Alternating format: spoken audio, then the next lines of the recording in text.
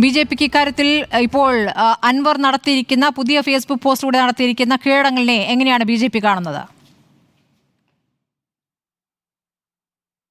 അല്ല, ഞങ്ങളെ സംബന്ധിച്ചിടത്തോളം ഇത് കൃത്യമായിട്ട് ഞങ്ങൾ പറഞ്ഞു, രണ്ട് അധോലോക സംഘങ്ങൾ തമ്മിലുള്ള ഏറ്റുമുട്ടലാണ്. അധോലോക സംഘങ്ങൾ പരസ്പരം അങ്ങോട്ടും ഇങ്ങോട്ടും ഭീഷണിപ്പെടുത്തി ഇത് രമ്യതയിൽ പരിഹരിച്ചതെങ്കിലും നമ്മളെ അൻവറിനെ സംബന്ധിച്ച് അൻവർ കൃത്യമായിട്ടുള്ള UDF-ലേക്കുള്ള ഒരു പാതയൊരുക്കിയിട്ടാണ് ഇത്തരത്തിലുള്ള കാര്യങ്ങൾ ചെയ്തതെന്ന് കേരളത്തിൽ അരിയാഹാരം കഴിക്കുന്ന എല്ലാ ആളുകൾക്കും അറിയാം. പിന്നെ കേരളത്തിന്റെ ചരിത്രത്തിൽ തന്നെ ഒരു മുഖ്യമന്ത്രിക്ക് ഒരു ഭരണകക്ഷിയിൽപ്പെട്ട MLA-ക്ക് മറുപടി കൊടുക്കേണ്ട ഒരു പരിതാപകരമായ സാഹചര്യത്തിൽ CPM-ഉം ഇടതുപക്ഷ പ്രസ്ഥാനവും എത്തി നിൽക്കുന്നത് അങ്ങേയറ്റം നമുക്കൊക്കെ ചിന്തിക്കാൻ പറ്റാത്തൊരു സംഗതിയാണ്.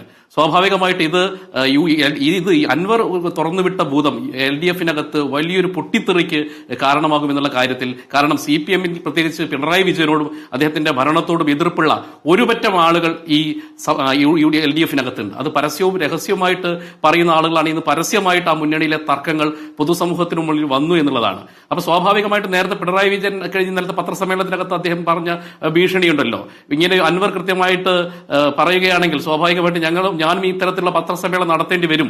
അത് പിണറായി വിജയൻ അവസാനമായി അൻവറിന് വേണ്ടി കാത്തിരിക്കുകയാണ്. ഇത്രയും ദിവസം കാത്തിരുന്ന് പിണറായി വിജയൻ അവസാനത്തെ വെടിപൊട്ടിച്ചതോടെ കൊട്ടാര വിപ്ലവത്തിൽ ഇറങ്ങിത്തെരിച്ച അൻവർ കൊട്ടാരത്തിൽ നിന്ന് പടിയടിച്ച് പിണ്ഡം വെച്ച് UDF-ന്റെ പാതയിൽ അല്ലെങ്കിൽ ഞാൻ സ്വസ്ഥരായി സമാധാനമായിട്ട് ഇരിക്കാൻ റെഡിയാണ് എന്നുള്ള ഒരു പ്രഖ്യാപനം നടത്തിക്കൊണ്ട് നിരുപാധികം കീഴടങ്ങുന്ന അൻവറിനെയാണ് കേരള സമൂഹത്തിന് കാണാൻ സാധിക്കുന്നത്.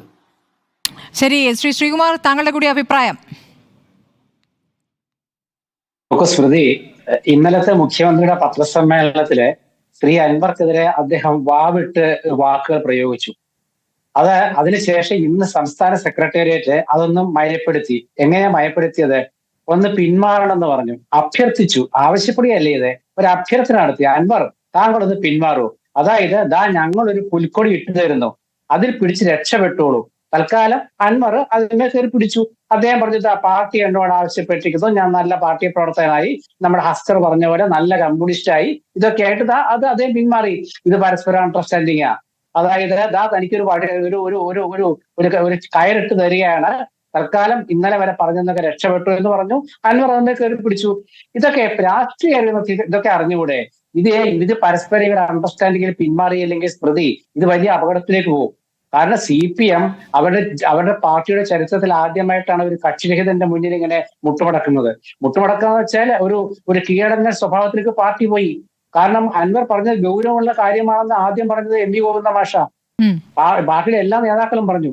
പിന്നീട് അത് കളിച്ച് അത് മുഖ്യമന്ത്രിയുടെ ഓഫീസ് ജീർണാവസ്ഥയിലെത്തി എന്നുള്ള രീതിയിലൊക്കെ വരുമ്പോഴും പിന്നെ ഒരുപാട് വിഷയങ്ങൾ വന്നു.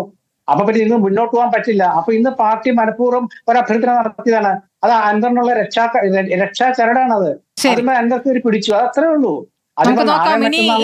അതില് കുറച്ചു കാലത്ത് ഇനി അൻവറിന്റെ പോരാട്ടം ഏത് സ്വഭാവത്തിലുള്ളതാണെന്ന് നോക്കാം. ഏതായാലും വാർത്താ സമ്മേളനങ്ങൾ ഈ രൂപത്തിൽ ഇനി പ്രതീക്ഷിക്കേണ്ട.